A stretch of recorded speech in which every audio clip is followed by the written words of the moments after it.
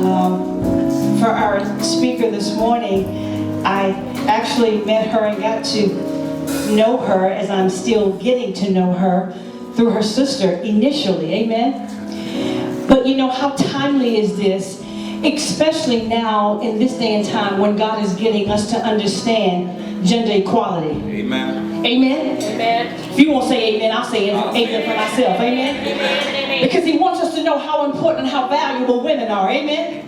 Now, if nobody's ever told you as a woman that you're important, I'm telling you this morning that you're important. You're valuable, you're just as valuable as your male counterparts, amen? Because the God that created him created you, amen? And the same promises that he gave him, he gave you, amen? So now we're coming to understand how valuable we are. So it's just so timely to have her come and do this encouragement, this talk about domestic violence, and give us the warning signs and how God did not create us women to go through certain things, amen? He created us to be cherished and loved, amen? And treated like the queens that we are, amen? Hallelujah. But if you don't see yourself as a queen, you won't make anybody treat you like a queen, amen? Hallelujah. So we're just so honored to have her this morning. I'm going to be quiet for a minute to give my husband room in case he wants to say something. Amen? And I do. I want us to tell you this. And we've said it before in CFC. When you and I don't know the purpose of a thing, we'll abuse it. When you and I don't understand and don't know the purpose of something, abuse is inevitable. We'll abuse it. And so when we don't understand the purpose of a female, we will abuse them. Do you know, I had a wonderful father, wonderful mother, and we were talking recently, and I just realized my mother endured abuse. Nothing intentional, but I think a lot of us as men have been socialized to be certain ways. And that's why God says our minds have to be renewed by the Word of God. But what I am asking this morning is that by the Holy Spirit, that you and I have ears to hear, amen, spiritually, eyes to see, spiritually, what God is saying to us this morning, amen? So I want you to do something for me, and you know it.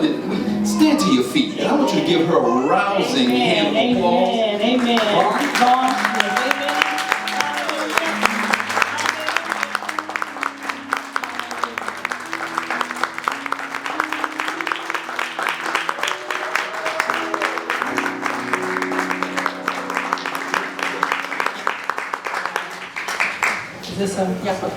I don't know what to say after the introduction like that.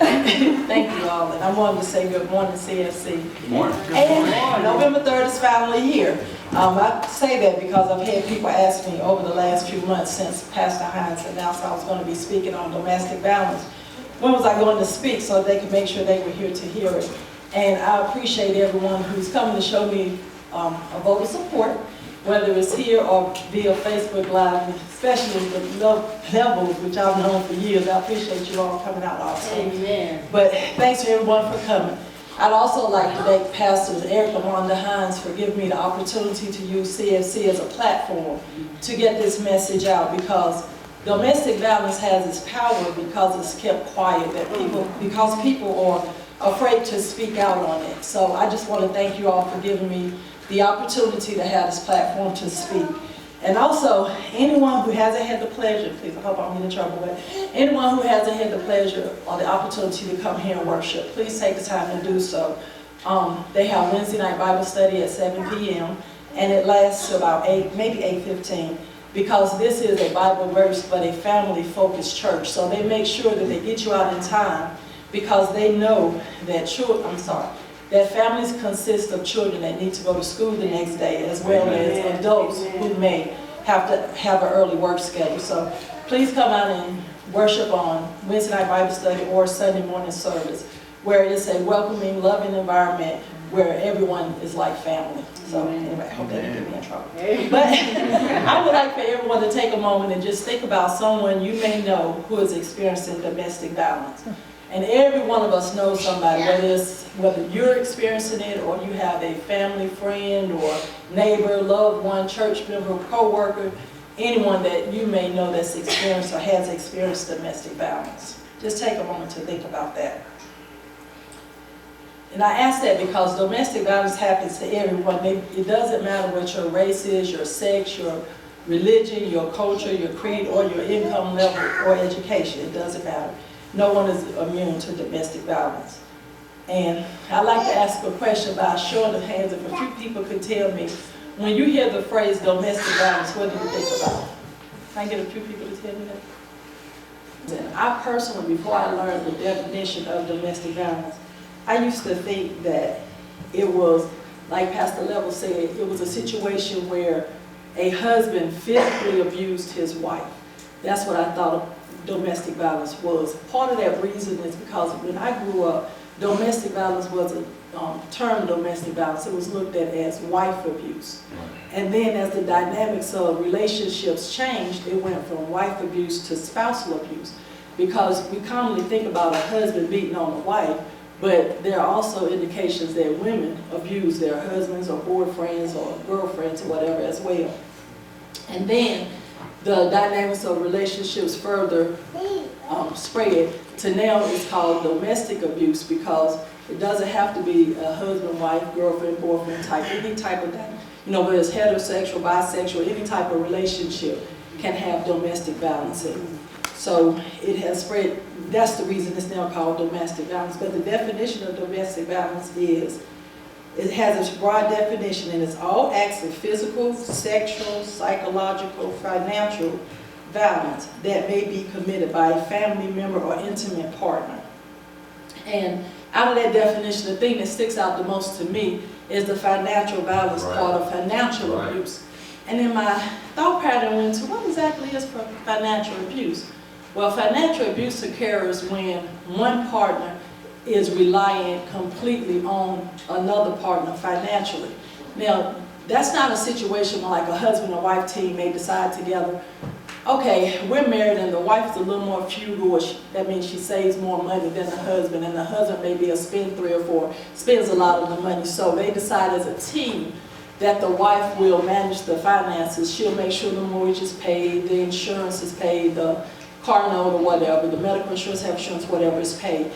That's not what financial abuse is. Financial abuse occurs when two partners are in a relationship, and oftentimes it's the abuser that has the income, but sometimes both of the partners can have income in the relationship, yet the abuser is the one that controls the finances, to the point where the abuser may tell their victim, well, you have $200 a month for groceries, or $50 a month that you can use for gas, or $20 for personal items, but they just control every aspect of the life of the person that they're abusing. And the main reason for that, because people feel if they don't have finances, that it's hard for them to get out of the relationship or the abusive situation. Amen. So that's mainly the reason for that. Now, I would like to go over some statistics of domestic violence, because I know Pastor Hines is a numbers person. So I decided to go over some statistics of domestic violence. So 24 people a minute are victims of domestic violence. Jesus. 1 in 4 women and 1 in 7 men. Over 12 million men and women are victims of domestic violence.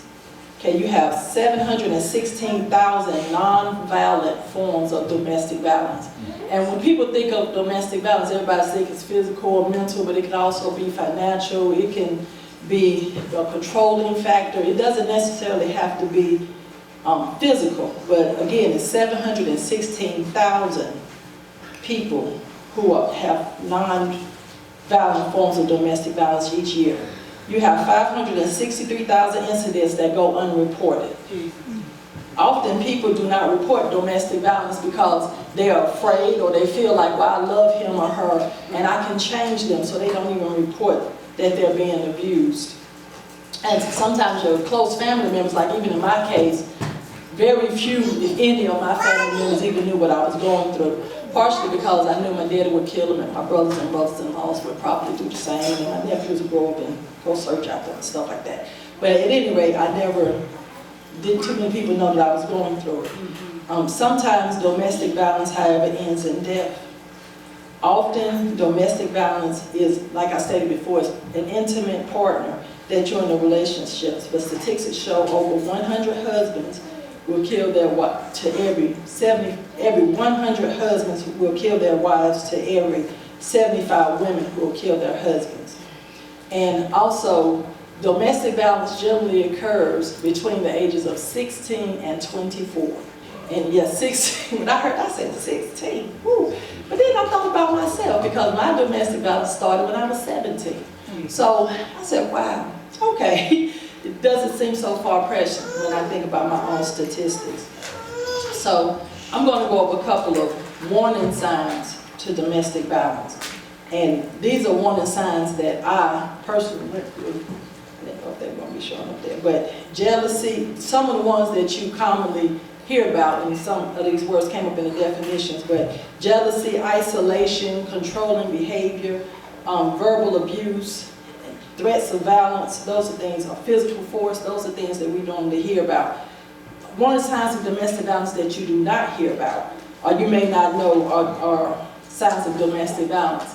Like one is financial abuse, which I just spoke about, unrealistic expectations, blaming others for things that you're going through, acts of rigid intimacy, and breaking other individuals' property. Those are other forms of domestic violence that are the non-violent type. Or breaking property, I guess that would be violent. So now I'm going to tell you all about my journey into domestic violence, and I would like for you all to think about all the warning signs that I had that I just didn't see or I chose to overlook. So when I first met my abuser, my sister and I were out running an errand for my mom. And she told us, I think to go to the store, I can't remember, when we saw a family friend that we had known for years on the bus. And he said to us, why don't you guys come by my house so that I can introduce you to my brother? He came in from out of town from Maryland, and he's going to be staying here, and I'm trying to help him get some friends. So we were like, oh, okay, that's cool. But we knew not to go without first asking our mom's permission, because she was one of those old school mothers, and if you did anything she told you not to do, I would still be today at 50 feeling the wrath of that on my behind. So as a result, we went home, we asked our mother, was it okay for us to go and visit? And she told us it was fine, because we had known this family, we grew up with them, you know, for about 10 years at the time. So she told us it was fine. So we get over to the guy's house and meet this brother, and the first thing I realized, I was like, ooh, he's fine. So, it's how attractive he was. And anybody knows that I have a checklist. Some people think it's unrealistic, but I do have a checklist. And he met almost all of those qualifications. So that's the first thing I noticed. So that's kind of my excuse as to why the warning signs that came behind it initially I did not see. So as we began to talk, I asked him, I said, well, what brings you to North Carolina? And he said, oh, I wanted to come here to stay with my father. So I said, oh, okay, that's cool. I said, how'd you get here? He said, I got here on a bike. I said, oh, a bike, how long did it take? And he said, 3 weeks. So, you know, me and my 17-year-old mind, I'm thinking, 3 weeks? Man, how much gas did that cost? So he goes, gas? I said, yes. So he walks out the room and he comes back in the room with a swing bicycle. The kind with handlebars and the inner tube. Like a couple of flat tires, but it didn't take any gas. Now, Oxon, Maryland, which is where he came from, to Greensboro, North Carolina, is 307 miles. So there was my first warning sign. Someone quite right with him. Because who in their right mind would ride a literal bicycle across state lines? Well, he did. In his fine self, he did. So I said, well, okay, welcome. Have you spoken to your mother? Because if our mother didn't know where we were for 3 minutes, we had the wrath of God on us. So I could only imagine what it was like if his mother hadn't heard from him for 3 weeks. If she was an old school mother anyway, which is who I was blessed with. So he said, oh, my mother doesn't love me. I said, what do you mean your mother doesn't love you? He said she doesn't love me because my mom put my sister and I on our grandmother's doorstep when we were babies and she left us there. I said, what kind of mother would do that? Just don't lie. So then I said, what kind of mother would do that? And he said, well, my mom remarried, or my mother got married to a man, and they had kids together. So because they had children, she no longer wanted me and my sister because she wanted her new family.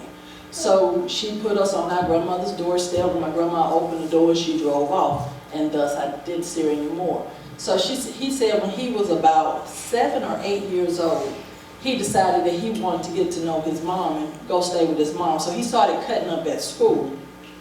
And he started cutting up at school so that his grandmother would send him back to stay with his mom. So he said he went back to stay with his mother, and things were still the same. His mother didn't treat him nice, and his stepfather was mean to him. He said so because of that, he would take every opportunity that he could to leave the house and go visit other people. So he said one day he was going to visit a friend of his with his little brother.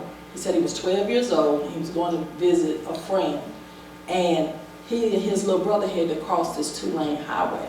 So he said while crossing the highway, his brother was struck by a car and killed. So he said that had happened 5 years ago, and his mother was still blaming him for it.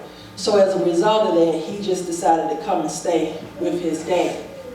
So of course, I'm like, okay, I'm going to help him, and I'm going to, all he needs is love and support, and I'm going to be his friend, I'm going to be the redeemer, the helper, because I guess I thought I was God or something at the time, I tell you. But a few months later, when I finished high school a little early, so I went into the re-enlistment program, the early enlistment program in the military.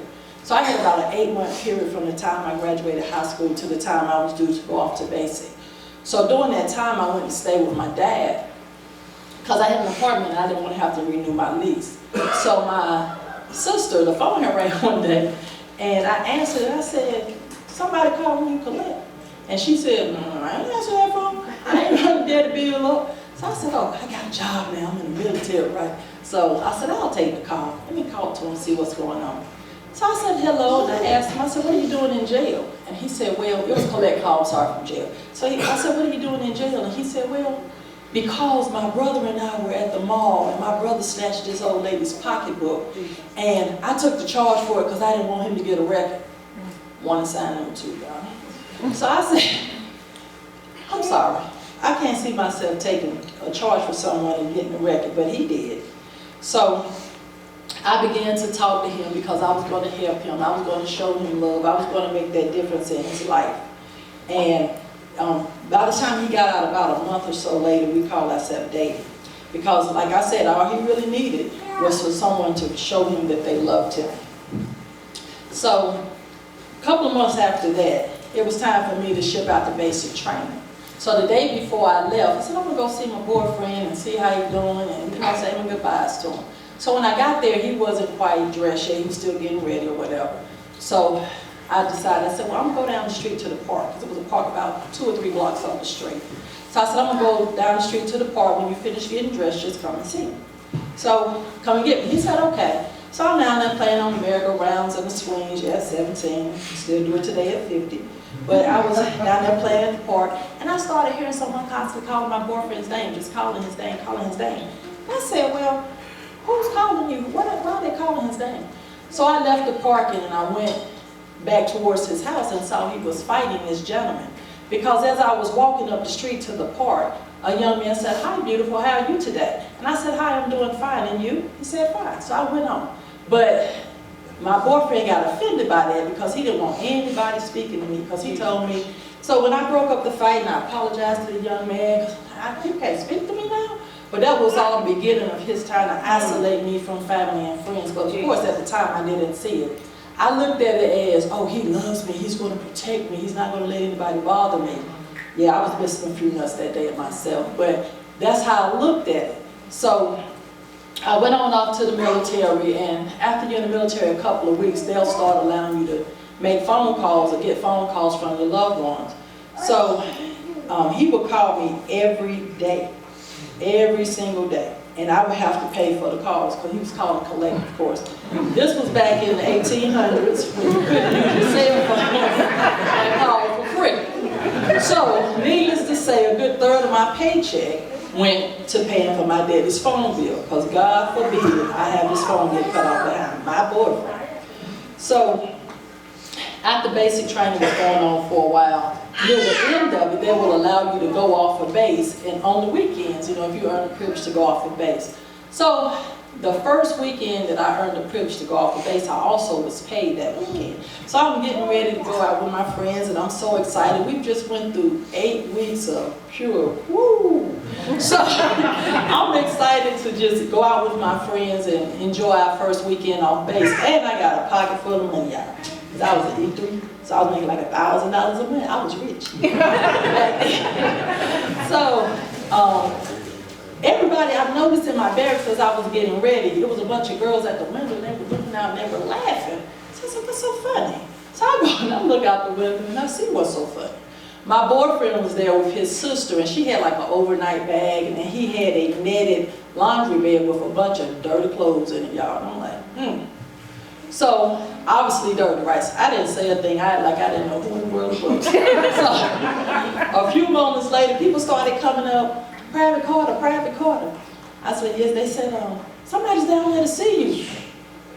I ain't told nobody to come. I wasn't gonna lie. So I said, I ain't told nobody to come see me. So about the third person that came over was the drill sergeant. And she was like, Carter, someone's down there in the common area to see you. So I said, no, I didn't tell you to come, drill sergeant. And she said, it doesn't matter. You need to go and handle that. So I said, oh, he'll eventually leave. I know, but you need to go handle that. So I said, oh, God.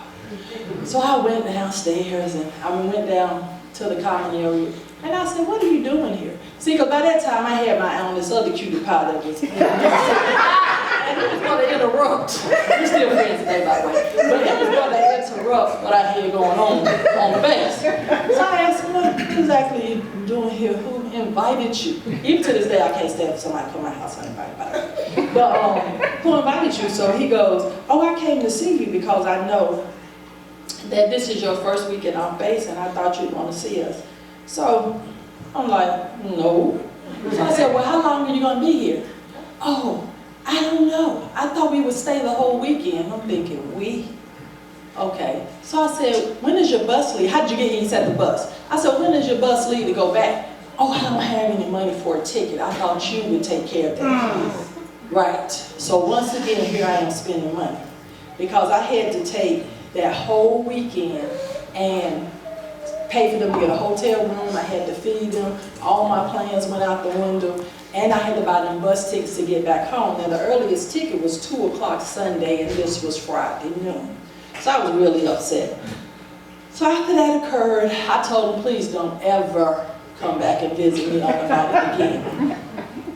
So at the end of Advanced Individual Training, or AIT, we get to go home for about a 2-week period before we ship off to our duty station. Well, I was reserved, so that was just me going home for me. But when I arrived home, this man had planned a full-fledged wedding. Jesus. Right hand to God, a full-fledged wedding. But I was talking about that movie Too Fast thing. So, and me, because he was fine and he loved me and all of that. I wasn't seeing any other warning signs.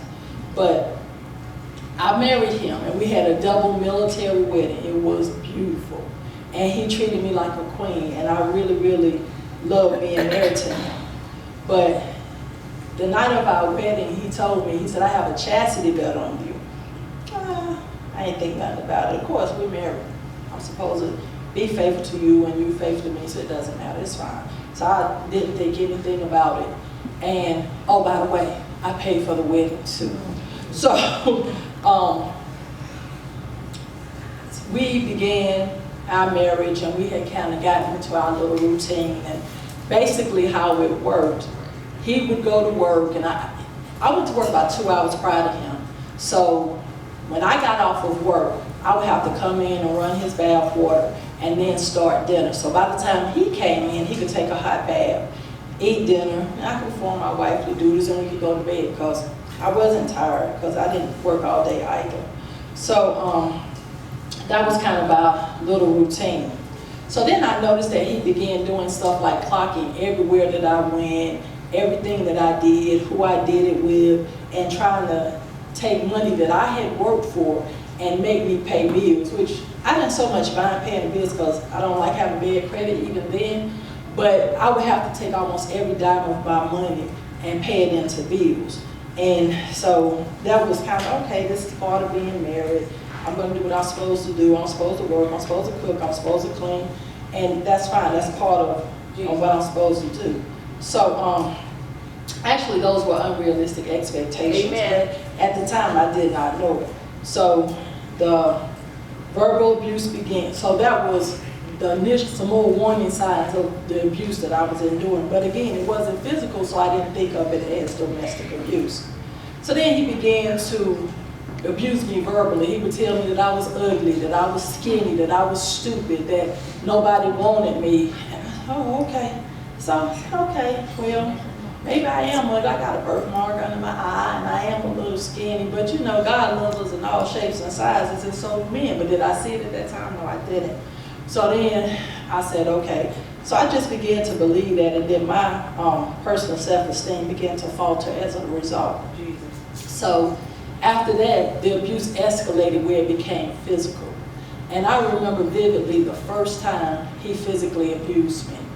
And what had happened that particular day, I went to work, and I had to catch the bus to work while he drove the car, by the way. You know, that's the manly thing to do, right? So one day, the bus was running late. So I got home late. So as soon as I went in the house, I'm doing okay. I know the routine. Running his bath water, and I go in there and I start dinner. So he also was late that day. I don't know if he got off of work late or what happened, but he was running late that day as well. So when he came home, his bath water was cold. So he called me, he was like, Yvonne. I said, yes. He said, running his hand in the back, the bath water's cold. Okay, so if my bath water is cold, the thing I'm going to do is take half of the cold water out and replace it with hot water and take a bath. So I'm in the kitchen cooking, and I say that to him. No response. So then I go in the bathroom, so I do it. So I'm taking the water out, and when I went to put the stopper back in the tub and turn the hot water on, when I stood up, he backhanded me and knocked me backwards into the water. And I was like, he said, you take a cold bath, with a couple of explicits that I can't say in church. So I was like, oh, and then I'm thinking, did this man just hit me? Something is wrong with him. Did he just hit me? He couldn't have just hit me. So I just got up and I'm like, he said, oh, I'm sorry, I love you, I apologize. But they always say they're sorry, but it just doesn't stop. So I forgave him because all he needed was for someone to love him, and that's what I was there to do. Love him and show him it's okay, we all make mistakes. Oh, I had a bad day at work. It's all right. I forgive you this time. Well, I kept forgiving him and forgiving him and forgiving him. And the abuse began he kept abusing me for many different reasons. And so it would take all day for me to go over all of them. So I just picked out a few that are kind of vivid in my mind. One time, he was having an affair. Who could have an affair with me? I don't know. But he was. He was having an affair. And not only was he having an affair, he was having an affair with my first cousin. So anybody that's a woman, especially anybody that knows me, I'm very inquisitive and I'm going to look into stuff and research because I'm kind of nosy like that. So when I realized that he was having an affair with my husband, my cousin was having an affair with my husband, I went to her and I said to her, you know that's my husband, right? So what's going on? And then she apologized and she told me that, he came home to her and things happened and they had been in a relationship for a couple of months, but she was going to stop dealing with him. So I told her, okay, never mentioned anything to him, but she did stop dealing with him. So he came home one day and he was very angry with me. And I was like, what's wrong with him? Outside of the normal, he was extremely angry. So he began to beat on me and beat on me. And then I'm like, what did I do this time? What's going on? He said, oh, he called her name and you told her not to have an affair with me no more. She had some good this, and you messed up this, and that for me. I said, okay. So that was a time, and I said, all right. So not I'm sorry that I'm having an affair and I got caught. Not that it's with your family member. Not that you don't deserve this because you're better than that and you're a queen and you're precious. None of that. I was being blamed for the fact that he was having an affair. So another occasion, about 3 months after we were married, we became pregnant. So everybody was all excited because no one knew the abuse that I was enduring inside of my household. So everybody was all excited about the fact that he and I were having a baby. So his grandmother and his oldest sister, the one that he says was left on the doorstep with him, so they were pretty close, they came up to Greensboro to visit me one day. Well, I was excited about them being there, and I had cooked dinner, and we were all sitting around watching movies, and I was in school at the time because I was stupid, and I had to prove to him that I really wasn't. So I was in college at the time, and I was typing up a paper on the word processor. For those of you, I don't even think they make them anymore. But a word processor is a literal typewriter that has a screen about this big, maybe 2 to 3 inches, and you have to flip the screen up as you type, and you can see the lines. It's not like these big 10 and 20 and 15-inch monitors that we're blessed with today. So I had a 10-page paper that was due. And I had finished typing the paper, and I was going through just editing the paper. So my husband comes in the house, and he comes into the house, and his grandmother and mother say, "Hi, how you doing? You know, hey, how was your day at work?" I'm like, "Hey, babe, how was your day at work?" He didn't say a word to me, y'all. He walked over to me and took the typewriter, a word processor, out of my hand, picked it up, and just slammed it on the ground. I said, "What's wrong with him?" And then we were watching a floor model TV. Now, an ex-boyfriend of mine had given that to us as a housewarming gift, and that was like a status back in the day. But he took that floor model TV and picked it up, and he turned around and just dropped it on my head, just the whole TV on me. And the next thing I know, he's just banging on me, beating on me, right there in front of his grandmother and his mother. So, I mean, his sister and his grandmother. So they left, of course, and back then we didn't have cell phones, and we just had these things called pagers. So his sister went and called the police. I'm assuming she went to the nearest payphone and called the police. So when the police arrived, after the beatings, it was always my responsibility to clean up the ruckus that occurred. Jesus. So once the beating was over, I was cleaning up, the TV parts, they were all over the place, and my typewriter, I'm trying to figure out my little flash drive and put it. So I was upset about that, but we hear a knock at the door. It's a police officer. So the police officer comes in, and he says that, someone called the police, what's going on? And I was, nothing, I'm okay. Bruises everywhere. I'm black, but I was black and blue at the time. And the police officer told me, he said, "Ma'am, you can't stay here." He asked my husband if he had done that, and he told him, "No, I didn't do this. I don't know how she fell down the steps. I don't know what happened to her." So the police officer was like, "Do you want to press charges? Do you want to press charges?" I said, "No," because I felt if I pressed charges that he would just get out the next day, and he would come back and the abuse would continue. So I told the officer no, and then I left and I went up to my sister's house. And so after that incident, though, I lost the baby that I was carrying. When that happened, the situation became real to me, because I realized it's no longer about me and my getting abused. Now I have children. I had a child that I needed to protect, and it was my responsibility as a parent to do so. And I failed at that responsibility. So about a month later, I found out that I was pregnant again. And I say I because he was beating babies out of me, so it wasn't any more we at that. So he continued beating on me, but I knew at that point I had to find an avenue or a way to get out of the situation. So he would always apologize and go back to being nice, and then he'd turn around and start the beating again. So, like I said, about a month after that, I ended up getting pregnant. And I said, "Lord, please," I began to ask God to please help me find a way to get out of that situation. So one day he came home, and he was angry because he had gotten stopped by the police for having bad tags on his car. I mean, not his car, his motorcycle. So I said, "Why is it my fault that you didn't pay for your tags, or you didn't get insurance, or whatever the situation is? Why is that my fault?" But anyway, he beat me that day. Sorry about that. But he beat me so badly that the neighbors called the police. So when the police arrived that time, he tried the same excuse. "Oh, she fell down the steps," because the way our apartment was, you had the front door, and then they're still on Phillips Avenue today, but you would have the front door, and then you would have to walk up some steps, about 17 steps, to get to the living area at the top. Well, that officer was like Officer Hightower, and he wasn't going for that. So he said, she fell down the steps and cured all these bruises.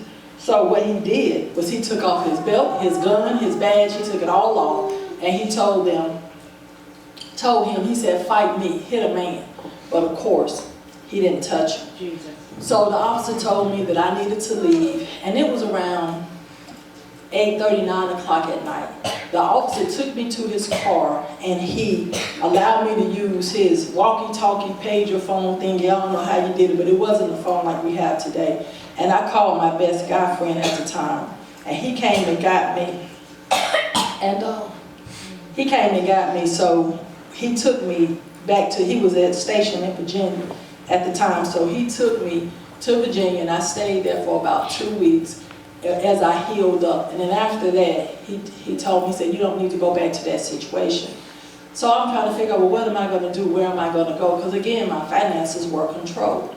So he gave me a ticket, and I went to visit my mom, who stays in another state.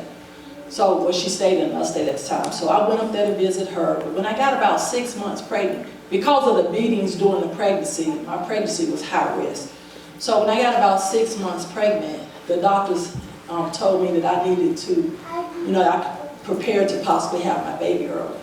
And he actually ended up in the current 11-month child, but they were telling me that he was going to come early. So my insurance would not pay for him, for me to have the baby in Wisconsin, where I was. So I had to come back to North Carolina. So when I came back, I was staying in one of my dad's houses, and I was craving chicken, so I wanted to go and get some Church's chicken. So I'm walking up the street, go get the chicken, I'm coming out, I'm all happy, and I look up, and who do I see coming towards the restaurant but my husband.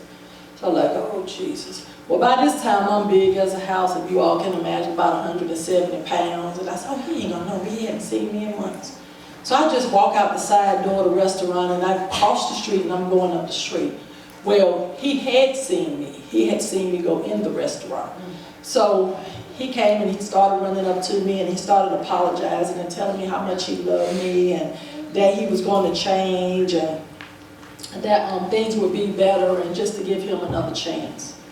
So of course, because he needed love and I was going to be the fixer, because I was playing God at the time, I took him back. And initially things were going really well. He was catering to me, he was being a good husband, he was being loving and all of that, spending time with me, helping with the chores, doing things so differently than he had before. So I'm thinking, at first glance, that everything was working out. Well, what I still had to do was ask his permission to use the car. So I asked him one day, I said, can I drive to work today? Because I need to go by the grocery store when I get off work. So he told me, he said, sure, hon, no problem. So I go to work, and I had a co-worker who was a single mom with 3 kids, and she didn't have a vehicle. So being a nice person that I am, I asked her, I said, do you need a ride to the grocery store? I'm going to the grocery store, I have a car today. So she was like, yeah, sure.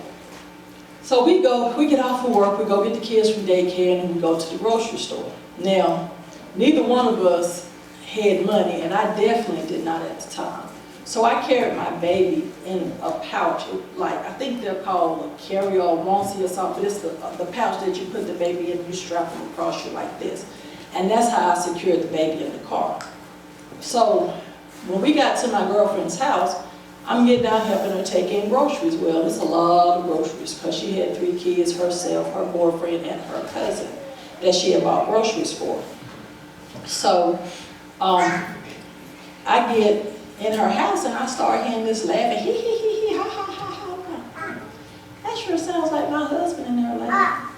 So didn't say anything. So I called the girl's name and I said, hey, and she goes, hey Vaughn, how are you? So I took that as an indication that I can go in there and speak. And as I said, be nosy. So I look around the corner and I speak to her, and I see her standing there with nothing on but a bra, and I see my husband standing there with a t-shirt, some boxers, and socks on. They were playing strip poker, y'all. So instead of my husband saying, hey, I'm sorry. He just started gathering up his stuff, his clothes. And she said, what's wrong? What's wrong? I almost got all my clothes off and all this. So he goes, no. And so I said to her, I said, do you know him? She said, yes. I said, what's his name? She said, she called his last name. I said, what's my name? She called me. Last name was Bullock at the time. So I said, how many people do you know named Bullock? Secondly, how many African Americans do you know with that name? So she said, oh my God. Then she realized it was my husband. So she started getting dressed too. Didn't say a word. I took the keys, I said bye to my friend, and my son and I proceeded on to the car. Well, he came outside and he told me that I wasn't driving anything from there. And so I didn't say a word. I just got over on the passenger side, put my seatbelt on, and just sat there. Didn't say anything. So he's driving down the street, and we were way out Church Street, y'all, way out Church Street, near Air Harbor Road in that area. So we lived off of Martin Luther King at the time. So he starts down the street, and he's like, what's wrong with you? You messed up my piece. And there I am again, getting blamed for something that he had did. But he just started fussing and fussing. I didn't respond. So he got so angry that he just started punching me in the side of my head, punching me, my head hit the mirror, the window, the mirror, everything. I ain't said a word. I just was trying to protect my baby, because that was my main priority at the time. So he's going down the street. So finally he got so upset that I wasn't responding, he told me to get out the car. So, get out the car. It was around this time of the year, January-ish, so it was cold. So I was like, get out the car and do what? So he told me get out the car because I wasn't going home with him, but to leave the baby in the car. Now you're angry. You think I'm going to leave my child with you? Not going to happen. So I told him, I said, no, just take me home and you could go back and do whatever you're doing. I won't care. I won't say anything about it. So he told me, no, you're going to get out the car. So I said, okay. So he says, if you don't get out the car right now, I'm going to drag you out the car. So I told him, I said, oh, okay. So he gets out the car, and as he goes to go around to the passenger side, I lock this door, I reach over, I lock that door, and it was a manual, so it's a stick shift right there, and I had this big old baby in front of me. So I go to step over the gear shift to get into the driver's side because I was going to leave him out there in the cold and him figure out how to get all the way back home. But it didn't quite work out that way because he just took his hand and busted the window, and then he took a switchblade and he cut across my chest, across the strap or whatever that I had the baby in it, and then it just snapped in the back. So it broke the snap from the back, and he just drug him across the, he stopped at a car wash, and he just drug him across that parking lot about 9 yards, and 3 yards before I was able to catch up to him. So I just got on top of my baby trying to protect him, and he was kicking me and hitting me and punching me. I'm like, it's okay. It's okay, as long as my baby okay, as long as my baby's okay. So I just kept pleading with him. I was like, please, just take me home. Just take us home. It's cold. You know he doesn't have a coat. I don't have a coat. It's cold. Just please take us home. So he finally agreed to take us home. And when he got home, I waited for him to get good and sleep. But first I checked my baby. He was okay. By the grace of God, he had a little bald head too, y'all. But by the grace of God, he just had a little scratch on the back of his head. He was shaking, but he wasn't stirred. He wasn't really hurt. So I was happy about that. But again, I knew I had to do something to get out this situation. And this time, don't come back. So I called the police on him. And when I called the police, they got him out of the house. And he ended up doing about, I think, 5 months. So during that time, I was able to find me another place. And oh, by the way, while we were back together, loving each other, being passionate, I got pregnant with my second child. So now I have 2 kids I have to protect. So I began to pray to God and ask him, Lord, please help me to get out of this situation, because he didn't want to just let it go. He wanted to keep coming around, and you have my child, and blah, blah, blah, but nobody wants me, remember? So what happened was, one day, my son had gotten sick, and he was teething. You know, as a young mother, I didn't understand what was going on at the time, but he was teething, so I called his father and I asked him, because I didn't have a car. So I called his father and I said, can you please bring him some Tylenol over here because he's not feeling well today. So he said, okay. So he comes over with the medicine, and he was dressed to the nines. He had on a tuxedo. I'm like, you weren't so valid, I might attack you right now. But I already know where that's going. So I said, where are you going? And then he told me, oh, I'm taking Deborah to the park. Well, Deborah was his best friend's girlfriend's sister. I'm like, oh, then you just blatantly cheating on me. It's all right. So I said, oh, okay, well, y'all have a nice time. And I just began to pray, and I said, God, I know you didn't purpose me for this, and this can't be my course of action for the rest of my life. So please help me to get out of this situation. Well, God did, because what happened, after the prom, they went to the Waffle House to eat. And my husband, with his criminal tendencies, had probation fees. So he didn't have the money to pay them because he no longer had my purse strings to assist him. So he and his best friend decided to rob a man that was in town for the furniture market. At a hotel that had cameras all around it. So they robbed the man, got the money for the probation fees, went back to the Waffle House, got the girlfriends, and before they could even get back to their house, no. They did make it back to the house because he had a hole in the wall. He said that he put this money, it was like $2,000, I think he got off the man. But they arrested him. He ended up going to prison and doing 7 years. So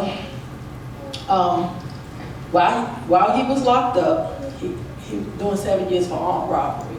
And while he was locked up, God allowed me the time to not only heal, but to get myself together, get my family kind of secure. And he let me see that there was love, because what happened, this gentleman that, I worked at this convenience store on Martin Luther King, and this gentleman started coming in there every day, you all, every day, just buying beer and buying cigars and just buying every day. I worked from 12 to 5, and he would get off work. He worked at the city of Greensboro, and he would get off of work at 3:45, and between 4 o'clock and 5 o'clock, he was in my store 3 or 4 times, y'all. So I was like, so I noticed my manager, she would always sell him this beer, sell him this beer. So I said, he must be an alcoholic, because mostly he came in and just purchased beer. I didn't know he was giving the beer away at the time. I just thought he was a full-fledged alcoholic. So he came in a lot, and then he started asking my supervisor about me. Her name was Miss Barber. Started asking her about me and, you know, who I was. And she said, oh, she's married. And he said, oh, okay. So he started like coming up to see me and speaking and all that. But I looked at him.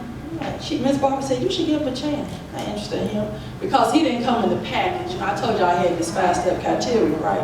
Well, he didn't meet none of that description.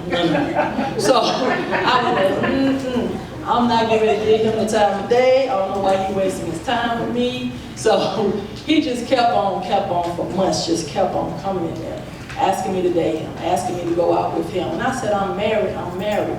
He said, I know you're married and you have 2 kids and your husband's in prison. He had researched my whole life story, guys. So I said, and you're nosy. So one day, I had the opportunity I had to serve him, or he came to the window when I was there alone. So I asked him for his ID. He said, you just want my ID because you want to know where I stay. No, I could care less where you stay. I want to keep my job because, as you know, I'm a single mother raising kids. So this man kept on coming.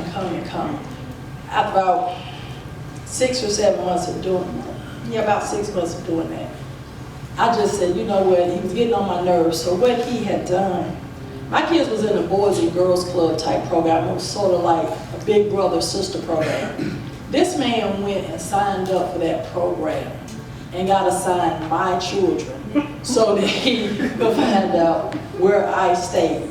So one day the Cub counselor called me and told me, we're changing your children's program. I think the program had finished college or something, but I can't remember. So one day, they told me that the new guy was coming over so I can meet him. And the process was they would meet with the kids in the house and visit the house until you get a rapport with my kids, and then he'd later take them out.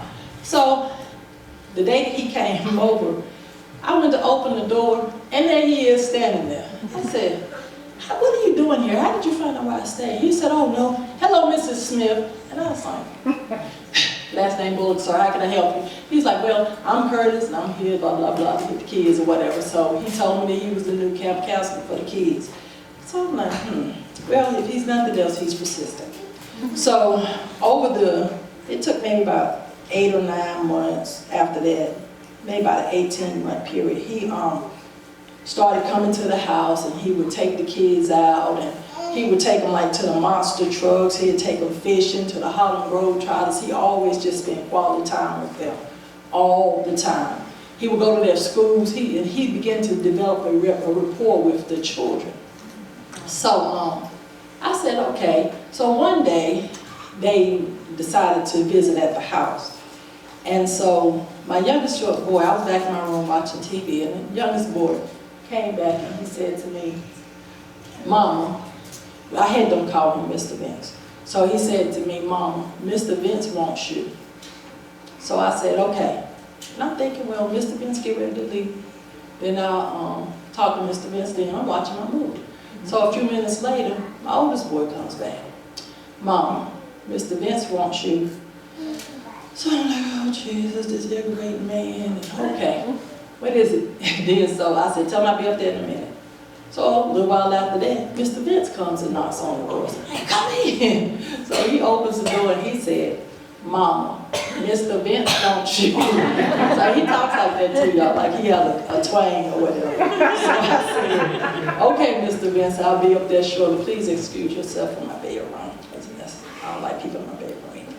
But anyway, so when the night was almost over, I went up to the front. I said, now, Mr. Vince, what is it? So my oldest boy said to me, Mom, we want to know if we could call Mr. Vince Daddy Vince. So I said, okay, he's put my kids up to something. So I told him, I said, well, you all can't call him Daddy Vince unless I'm married to him, and I'm not married to him. So no, you can't call him Daddy Vince. So then my baby son, 5 years old, said to me, well, Mama, why don't you marry Daddy Vince? Mr. Vince. So then he said, Mama, why don't you marry Daddy Vince? So there the relationship started, and 5 years later we ended up, well, about 3 years after that, we ended up getting married. And he took me, although I was ugly and uneducated and ran down and nobody wanted me, with 2 kids, and he married me, and he took very good care of me. He took care of my kids. He built us a house. He was just an awesome husband, to say the least. Very protective, and you better not tell him that those kids were not his, because you had the wrath of God on your hands if you did. So eventually, my ex-husband was released from prison. So when he came out of prison, he asked me if I would get back with him, if I would remarry him. And I told him no. I said, I prayed to God before I divorced you. I prayed to God before I got remarried, so no. But we had these kids together. You can see your kids anytime you want. I don't have no problem with that. So he began to just come when he felt like it, all times of day and night or whatever. He just gonna come whenever he wanted to get kids. And my baby son never really wanted to go with him. And my oldest boy, he would go with him all the time though. So after a few months of doing this, my husband told him, he said, you come here after calling and speaking to me first. And then he said, make sure that we don't have anything to do with the kids. You know, he got to put his foot down and reminded him of who the head of my household was. So about 8 months after trying to pursue me and get me to get back with him and all of that, I kept denying. I kept telling him no, kept telling him no. So he said, okay, well, we need to make an arrangement of how I'm going to see the kids, because at the time, he would get up from school on Tuesdays and Thursdays and alternating Fridays. And on the Fridays that he would pick them up from school, he would keep them all weekend. Then he would bring them back on Sunday. Well, now my husband was like, we ain't gonna have that. So you all need to figure out a way that you can get the boys. So we went to dinner one night and we decided that he was gonna pick the kids up from school, from daycare, take them to his house and bring them back to daycare on Monday morning. So that way he would be able to spend time with the kids and wouldn't have to see me. But he didn't want that, he wanted to see me. So he realized I was at my sister's house one day, and he came over to my sister's house, and he's like, I need to talk to you, I need to talk to you about the kids. And I said, what about the kids? So we're standing outside on the porch and we're talking. Well, it was cold outside, and I told him, I said, hey, I'm cold. I said, what do you want to know about the children? He said, oh, I said, you still got his truck. Because my car was in the shop, and my husband had 5 cars and 2 motorcycles, so we had plenty of vehicles to drive at the time. So I just took one of them and I was driving. So I said, He said, you had that truck for 2 weeks. You been watching me, really? You stalking me, for real? So I said to him, do you have a truck for me to drive? He didn't say anything. And then he said, are you cold? I said, yes. So he put his coat around me, and we're standing outside talking. Well, you don't want your good to be evil spoken of. So I said, you know what? If my husband was to get around this corner right now, he would probably think that something's going on with us, and it's not. So I told him, I said, listen, take your coat. I'm ready to go. My sister-in-law had a housewarming party that night. She had just bought a house. So I said, I'm going to go, I got things I got to do, and I'll talk to you later. So I gave him his coat back. So went into my sister's house, got the kids, and then I proceeded on to my sister-in-law's housewarming party. So about 11:15 thereabouts, I decided that I was going to leave because I wanted to go home and get the kids in bed. So I left, and I told my husband I'll see him later. Got home, got the kids in the bed, and took a shower myself, and I'm sitting there reading my Bible. Well, I hear a knock at my door. I'm like, what in the world? So I look out the window, and I see my ex-husband's truck is backed up in my driveway. I had a really, really long driveway, like 150 feet, a real long driveway. So it was backed up into the driveway, lights on, engine running. So I said, what in the world are you doing over here? So I went to I got my clothes on first, of course. Then I went to the door, and I said, he was standing outside with his hands in his pocket. I said, what's wrong with you? And he goes, I said, no, something's wrong with you. And he said, so he jerked the screen door really hard, and he opened up and stepped up in the house. He was in my face like this. So I said, what's wrong with you? He shook his head, nothing again. So, okay, something going on. It's too late. I looked up at the clock. It was 10 minutes to 1. I know he ain't coming over here for nothing unless something's wrong. So I pull the screen door shut, and I go to close the door. Then I lock it, and I turn around, and I say, what's? And before I could say wrong, he had shot me in my head right here. Oh my God. With a .380 at point blank range. So he was so close to me that I turned around 180 degrees, and then he shot me in the back of my head. I didn't know. All I said was, oh my God, Ronell shot me. So my head went like this, and I found out later that he also shot me in my left leg and my right arm. So I'm laying there, shot, and I'm hearing gunshots. So naturally, I'm thinking that he's going through the house and that he's hurting my children. So I began to pray to God, and I began to ask God to please protect my children. I said, God, I'm calling him on his word. You say prove me. You tell us in your word that you will protect us, and that you'll make our enemies our footstool. And we've done all we can do to stand and see the salvation of the Lord. I'm just quoting scriptures, and the room got like a dull white light. And I felt real calming, but I could see myself laying on the ground. So I'm praying to God, and the Holy Spirit said to me, just as I'm saying to you now, your children are fine, rest. So I'm like, but God, because I'm hearing these, you know how we question God, we want to negotiate with him sometimes. I was like, God, because I wouldn't commit adultery with him, because I wouldn't cheat on my husband, that's why he shot me, God, and I don't understand why. But God, please let my kids be okay. He said to me again, the Holy Spirit said to me again, your children are fine, rest. So I was like, okay. And it was just calm. It was quiet. I was calm. I was peaceful. And to this day, if someone asks me what it's like to be shot, I cannot tell you because I did not feel it. That's how encompassing the Holy Spirit was over me at that time. So after what seemed like about 15 minutes to me, I felt myself go back in my body on the ground, and I started having trouble breathing. I was like, but I knew he hadn't left because I could still hear the truck running outside. So I felt him come up behind me, and then he just kicked me in my head. My head went like this, And then I was having trouble breathing, so the Holy Spirit said to me, Lamont's breaths. And anybody who's ever birthed a child, you know, that's a pain from somewhere none of us want to go. So you remember those Lamont's breaths. So I started doing a light shout of Lamont's breaths like the Holy Spirit had told me to do so. And he was standing over me, and he kicked me again. Well, when he kicked me that second time, my spirit was like, just lay here, just play dead, don't react. So when he kicked me the second time, he had to slam the door open because I had felt so closely to the door that my head, when he did that, my head went in and made an indentation inside of the door. So he left out, and I was just laying there, and I could hear him leave. So after I heard him leave, I went to try and lock the door. And some kind of way, I thought I was going to get up and go get the telephone so that I could call the police. So I started getting myself up. I got on the couch, and I was on the couch, and the room was just doing like this. I was real dizzy. It was just spinning like that.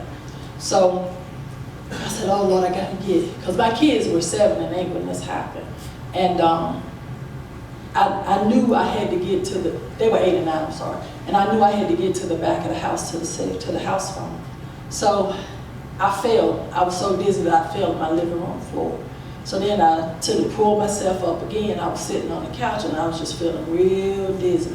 Because what I didn't know at that time, I had lost 4 pints of the 7 pints of blood that we have in our body. And what felt like 15 minutes to me, the doctor said that he was there an hour and a half to an hour and 45 minutes before he left. So I was very weak, I was low on blood, but I was determined as a mother, I needed to protect my children. So I got up some kind of way in the couch, on a chair, and then I fell again in the hallway. Well, at that time, I was like, okay, well, I'll just crawl up the hall and get the phone. Well, I went to move, and my body was telling my mind to move, but my body wasn't reacting. So I'm like, oh Lord, what's going on? I can't move.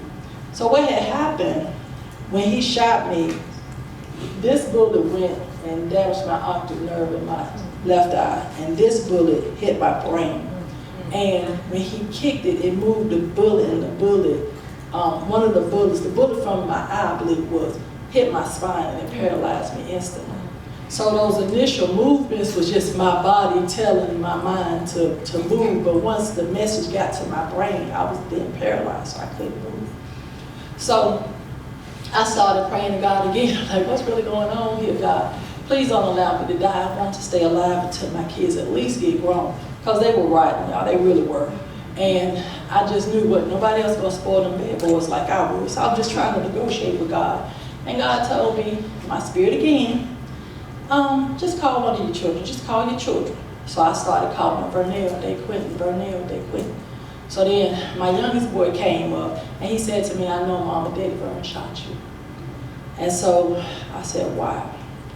So I told him, I said, go and get your older brother, because he's really silly and playful, and to this day, he still is a jokester.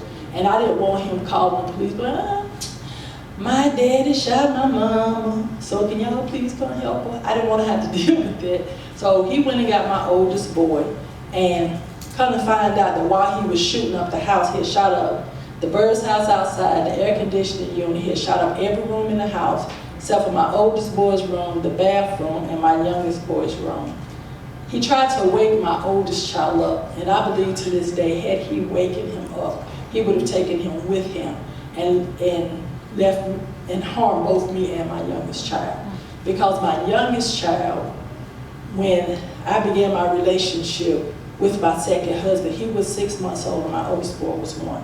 So my second husband was the only daddy that they knew. And that's who they were building their relationship with. So my baby son just never wanted to go with him. He just didn't know him, and he didn't care to go with him. But he told me that, my baby son told me that his dad had tried to wake up my oldest child, because he could hear him trying to wake him up. And then he said, he came in my room and I could feel him over me. He said, when I heard the gunshots, I thought it was my music. So he said he thought that it was his music playing while he was asleep. Then he got up because he could hear the noise. So he said he went to the kitchen and he saw his daddy reloading the gun. So he went back in his room and played to sleep. So once his daddy left, they called the police. They said that they called the police 22 times in 3 minutes. And what I like to say also, no matter what we go through, God has a purpose and a plan in it all. Even like what I have went through, it was a test or a trial that turned into a test that I now have as a testimony.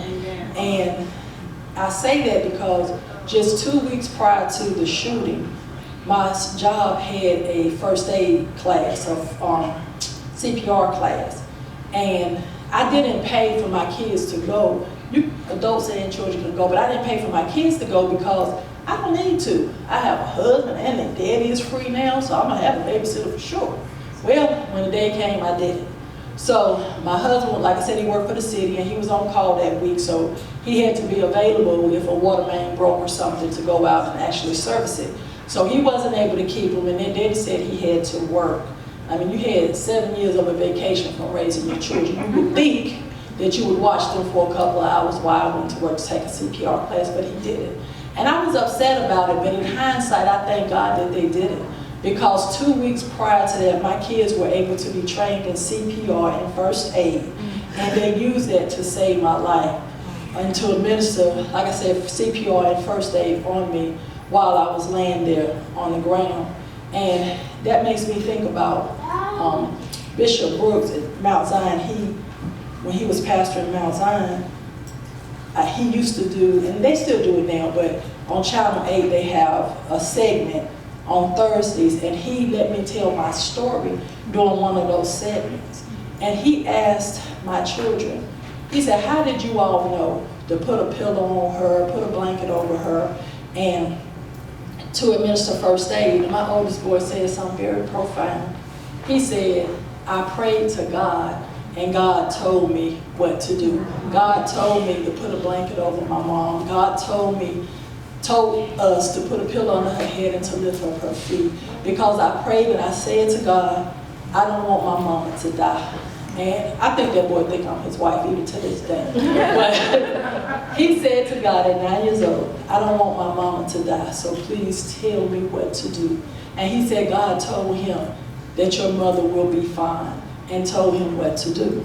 So Bishop Brooks said to him that it says a lot about my rearing of my children, that in the times as tragic as that they knew to pray to God, and not only to pray to God, but to listen. So I thank them for that. But as a result, so when the police got, I got a little off base, but when the police got there, it was so many cop cars that lit up the whole street with blue lights. So the kids wouldn't open the door because they thought they didn't know whether or not their dad had come back. So the police had to call a female police officer to come to the door so that she could tell them that she was like a negotiator for the police department, but that she could tell them to open the door and that it was okay. So they opened the door, and her name is Laura Molinex, and to this day we're still really, really close with her.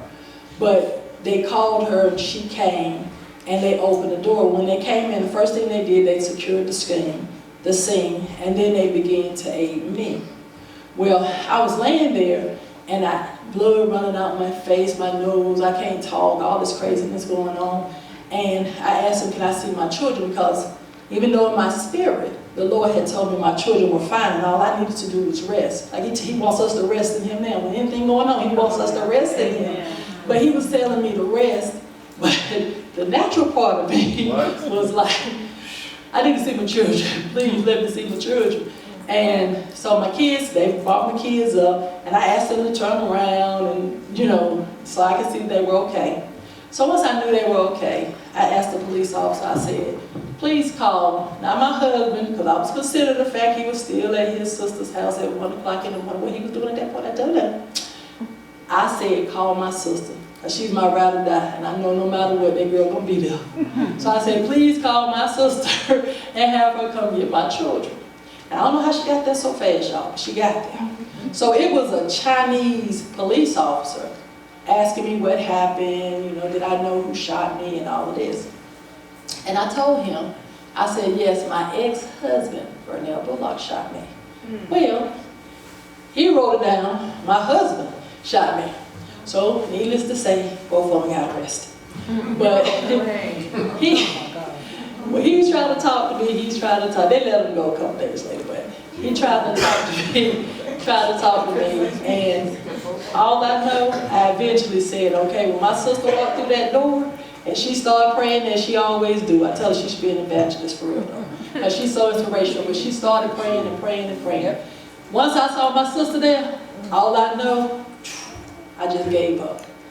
I don't know if I was just tired or I was just confident in the fact I knew they would be okay. Regardless of what happened to me, I knew she had them. So the next thing I remember, let me backtrack. They pronounced me dead on the floor. Due to necessity, they did pronounce me dead there in my house. So the next thing I remember is I'm laying on a gurney. And I'm hearing this god-awful noise. And it's like, she's too young to die. Our kids gonna need their mom. I'm like, what in the world? So I'm trying to figure out where that noise is coming from. And I go to look up, and all I see is this white sheet over my head. I said, who that woman talking about? What's going on? So I'm trying to look.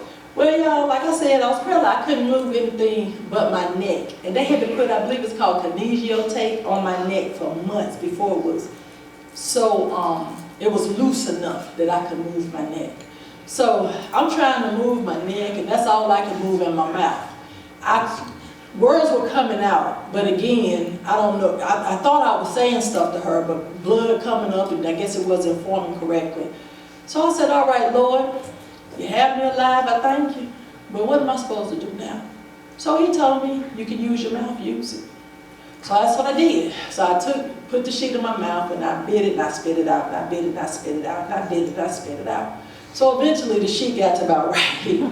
So I could see this lady over here just crying, oh, this paramedic lady. So what is she crying about? So she looks up for a moment, and she sees that the sheet has come down. So what does she do? But put it right Jesus, what's going on?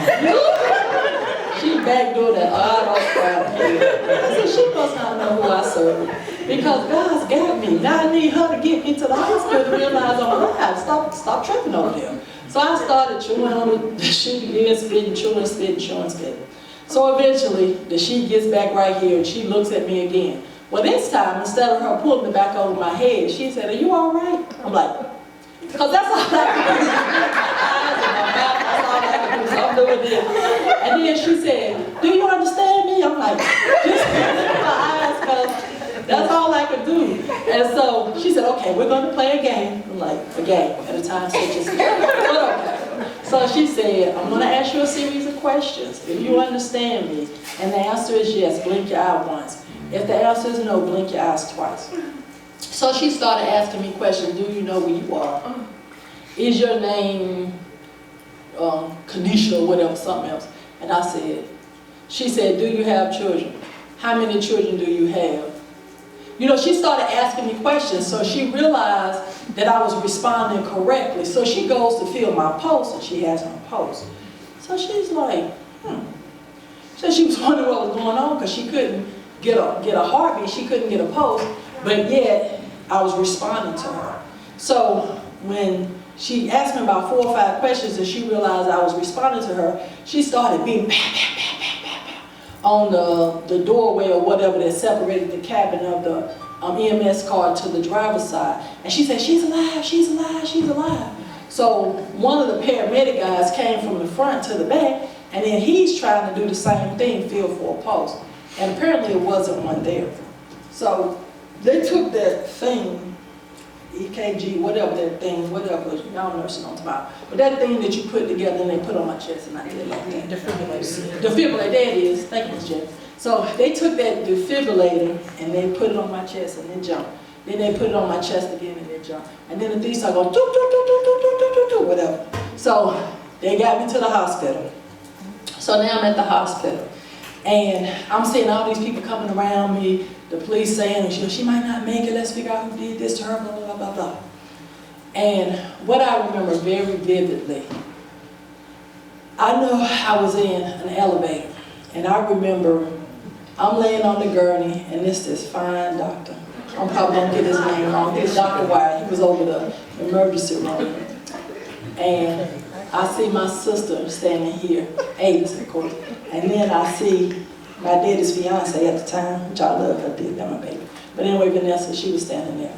And then the doctor was explaining to them that I wasn't gonna live to see 72 hours because I had a traumatic brain injury. I had been shot multiple times, and then it appeared that I was paralyzed. So Avis, in her true form self, said to the doctor, if you can't speak total and complete healing over her, don't say anything. So you need to ask the doctor to go, and you need to ask God to go into the emergency room with you. She will survive. She's going to be fine. So I remember that like it was yesterday. Then the next thing I remember, I was in the hospital, and the room was just like, everything, it seemed like it was moving in slow motion to me. But I remember seeing my mom over at the window, and I started calling for my mom. I think my mouth was moving, but words weren't coming out. So she eventually looked up and she saw me, and she came over. And then I remember her standing there over me, then I apparently blanked out again. Well, a few days later, this happened on April 29th of 2000. So May 5th, I remember waking up, and I remember seeing the calendar, and it was May 5th. I'm like, where am I? I'm still in the hospital? So they had this ball thing. You know how you have the little sensor thing you could call the nurses? They had this ball thing because, like I said, I was paralyzed, so if you just touch it, it would signal the nurses or whatever. So I remember laying there, and I went to touch that ball, not intentionally, but just trying to touch it. And Avis realized, who was there every single day, she realized that I was alert. So she called up, the nurses and the doctors, and the room got kind of crazy, like ER, and they came in and they were, looking over me. And they said that, so the doctor came and told me that I was a miracle to be alive, that he did not think that I would survive it, but that I would be forever paralyzed from my neck down. But not to worry about it, because they had some adaptive equipment that would help me to live as a productive life as I possibly could, even though I was now disabled. And I remember laying there and praying to God, and I asked God, I said, why?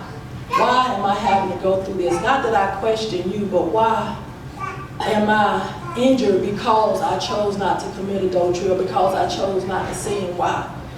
And then God said to me just as clear, he said, I pick and choose each person that I allow to go through individual trials and tribulations. I chose you because I knew at the end of this that I would get the glory. Simply put. And then I was so angry at my ex-husband at the time. I was just angry. And he told me, he said, I cannot begin to heal you until you first forgive him. So people ask me all the time, how can you forgive him, and how can you dare talk to him, or anything like that? And because it's not my battle to fight, it's the Lord's. And God told me that he can't make me whole or heal me until I forgive him. And then when you hold anger and stuff in your heart, it causes you to get sick and you to be all stressed out. And I just didn't want that. I wanted to be able to serve him. So I started negotiating with God again. And I said, all right, God, I've forgiven him. Now we need to work on me. We need to work on getting me to the point in my life where I can once again serve you and serve you effectively. So every day, my sister would come in and exercise my feet and my legs and my arms and irritate me. Because all I wanted to do was sleep, and she didn't care. And I remember one specific time, my husband said to her, hey, I don't think Yvonne wants you to do that. And she said, Ben, I don't care. Because she was a nurse, and in her capacity as a nurse, she knew that she needed to keep my body moving, my bones moving, my muscles working. She knew that was necessary, so that when I did heal, because she saw me where I am today, even then, she saw me heal totally and completely. And yes, I have some residual effects from it, but God just ain't finished yet. But Ava saw that in the midst of all that was going on, all those machines, my head was about this big, y'all. Really. So she saw through all of that and continued to go there every day. In addition to the physical and occupational therapy I was getting, she would give me her own form of therapy. So for 2.5 months while I was in the hospital, y'all, I got no sleep. But it was okay. Because after I was released from the hospital, well, let me say this too, while I was in the hospital, Dr. Wyatt and my brain surgeon named Dr. Patero. Dr. Patero, he told me at some point that he did not believe in God. He said that he was an atheist and that he just didn't believe that God existed.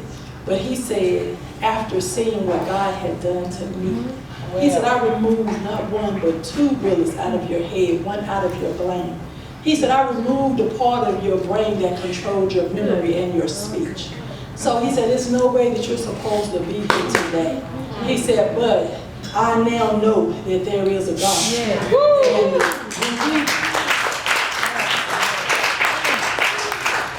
And when we went to court, he even testified that at the court. He didn't have to come in and testify on my behalf, but he did. And my bill for his services, y'all, was $60,000. My portion of it was $6,000. Do you know that this man would not charge me a dime? He said for me to just continue getting healed, for me to continue serving God, and for me to keep being an example of what God can do. But Dr. Wyatt, he would come in my room with the resident nurses or doctors or whatever to let them know, this all happened to her. Yes, this chart says she should be paralyzed from her neck down. This chart says she shouldn't be able to talk. This chart says she shouldn't be able to move her hands or do anything. But she's a walking miracle. And they would just be at awe at what God had done. But I said, okay. So I went through about 18 months of physical and occupational therapy every day, Monday through Friday. Ooh, $10 a day per, so like $20 a day. But God even blessed me at that because the court system had something called Victims Assistance Program, and they reimbursed me all of my little co-pays and the $6,000 that I should have had to pay Dr. Patero, but I didn't, so they didn't reimburse that to me. But anyway, they put me in that program. So I didn't even have to pay for the testimony that God was building in my life at that time. And through it all, my family and friends, everybody came together. My husband, my sister, because my nieces, nephews, my family, my neighbors, my sister-in-law, Sharon, Kitty, Wendy, Tiffany, a whole bunch of friends of mine came together. And I had one girlfriend, she's still my friend today. She worked with me. I was working with Edna at the time. And oh yeah, Edna allowed me to start working from home so that I wouldn't have to go into the office in my state once I was feeling better. But she actually, my friend Dale Baker, she actually moved out of her apartment, broke her lease, and came to stay with my husband and I so that she could help him, take care of me, help him. Because I couldn't do anything for myself. Like I said, about 18 months. I had a tracheotomy. I think that was a clip I went my throat from all the blood or whatever. And then I had, I think they call it the G-tube in my stomach. And again, the doctor told me that I'd never walk again. I'd never be able to do productive things or even remember. And all of this started from an ugly, stupid young lady that nobody wanted. And I'm proud to say today that I am a woman of God. Well, I own my own business. Well, I have multiple degrees. held out, One of which is a Juris Doctor. So, contrary to popular belief, God has brought me a long way, and I thank God for that. Amen. And the main message that I want to get out from my testimony is just to let men and women alike know that you can survive domestic violence and that there is help. And that to reach out, because a lot of times people are afraid, like I said before, to even reach out.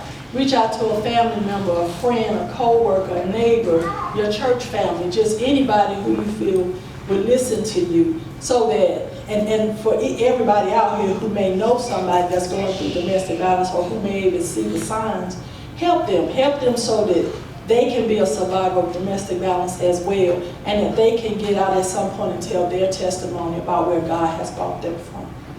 So that's it.